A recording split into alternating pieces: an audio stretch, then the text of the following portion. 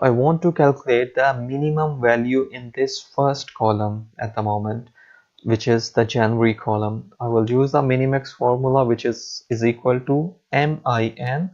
You can see it's the first formula.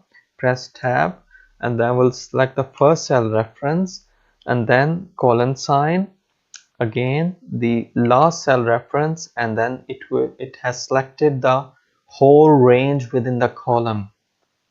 Close of bracket, press enter. You can see it is showing me the minimum value in this first column. If I want to copy this formula for the rest of the column, I'll just simply drag from the bottom, and now it has copied the formula for the rest of the columns. It is showing me the minimum amount, minimum value in all the columns. If I want to calculate the maximum value, I will use the maximum value formula. It starts with equal to MAX.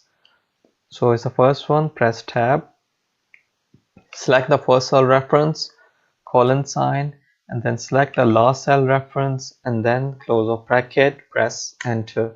So now it's showing me the maximum value or the highest value in this column is 629. I want to calculate formula for the rest of the columns.